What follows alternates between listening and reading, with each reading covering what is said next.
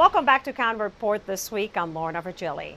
Some young military veterans got a treat recently as they were taken on a trip to a popular museum.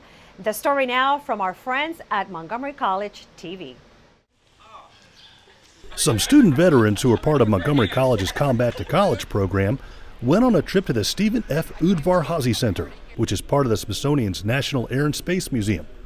There they received an exclusive presentation by retired Air Force Colonel Joe Kinigo. Colonel Kinigo spent 27 years in the Air Force that included over 900 hours piloting the famed SR-71 Blackbird. We had no subsonic missions. We took off subsonic, we refueled subsonic behind a tanker, and then we went supersonic. And we just stayed supersonic the whole time, and then we came down. The Blackbird flew at Mach 3.2. That's about 36 or 37 miles a minute. At an altitude of 85,000 feet, which is about 15 to 17 miles, he could actually see the curvature of the Earth. I was flying a mission over the North Pole once, and because of the way the Earth is shaped and longitude and latitudes up there, got over the North Pole. I had about an 18-minute transit to go all the way across the pole.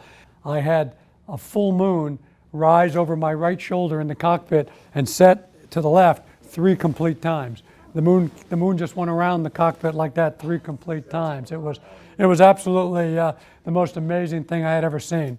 Following the presentation, Colonel Kinigo took the group on a brief tour of the museum, which included stops by the Blackbird, the Space Shuttle Discovery, and by the plane that helped end the last World War. This is Enola Gay. This is the airplane that dropped the first nuclear weapon on Hiroshima. Colonel Paul Tibbets was the pilot. The night before the mission, he went out to the airplane.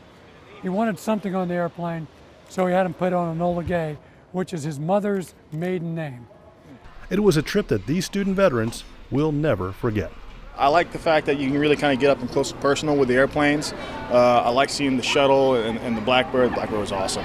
Well, when I was in the Marine Corps, I worked on AV-8B Harriers, which is before this, the VSTOL technology of hovering.